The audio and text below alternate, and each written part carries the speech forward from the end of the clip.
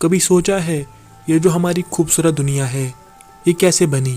ये तारे, ये ग्रह, उल्कापिंड और खुद जीवन, कैसे हुई सबकी शुरुआत? वेल हेलो गाइस, मेरा नाम है एजी एंड स्वागत है आपका एजी एक्सप्लेन्स में। 13.8 अरब साल पहले न समय था, न स्पेस और ना ही ब्रह्मांड, कुछ भी नहीं था, यानी कि एब्सोल्यूट नथिंगनेस।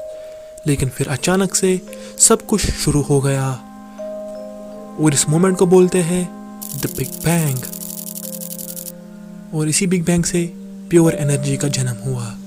स्टीफन हॉकिंग और जेम्स हर्टल के नो बाउंड्री प्रपोजल के हिसाब से समय की कोई शुरुआत ही नहीं है, ये बस एक भ्रम है, यानी एक इल्यूजन।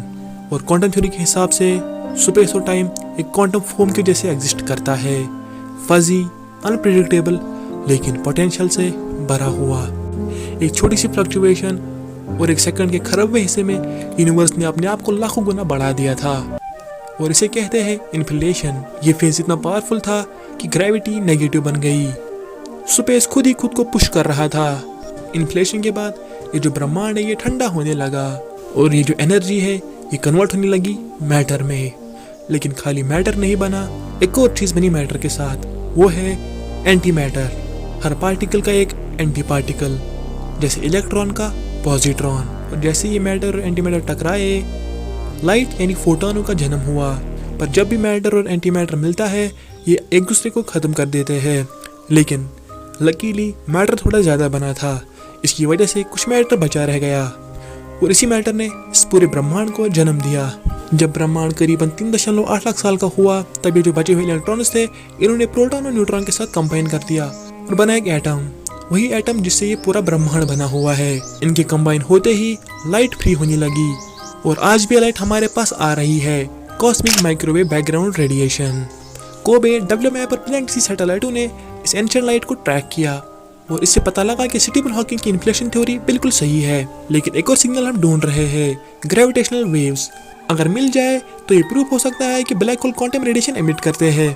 खैर, ये जो एटम्स बने थे शुरुआत में खाली हाइड्रोजन के एटम्स बने थे और इसी समय यूनिवर्स में एक फोर्स ने काम करना शुरू कर दिया। ये वही फोर्स है जिसे हम सब ग्रेविटी कहते हैं। इस ग्रेविटी के चलते ये हाइड्रोजन एटम्स आपस में टकराने लगे और इनसे नए एटम्स बनने लगे और यहाँ पर एक प्रक्रिया शुरू हुई जिसको कहते हैं न्यूक्लियर फ्यूजन और ब्रह्मांड के पहले तारे बने। और इन्हीं तारों के अंदर नाइट्रोजन, ऑक्सीजन और कार्बन जैसे एलिमेंट्स बने जो कि लाइफ के लिए काफी जरूरी होते हैं। एक बड़े तारे की उम्र करीबन 7 मिलियन साल होती है और जब ये तारा मरता है उसे सुपरनोवा कहते हैं। और इन्हीं सुपरनोवा एक्सप्लोजन के चलते गोल्ड और यूरेनियम जैसे एलिमेंट्स बने। सुपरनोवा के शॉक में दूसरे गैस क्लाउड को कंप्रेस कर देते हैं और उसी कंप्रेशन से दूसरे तारे बनते हैं।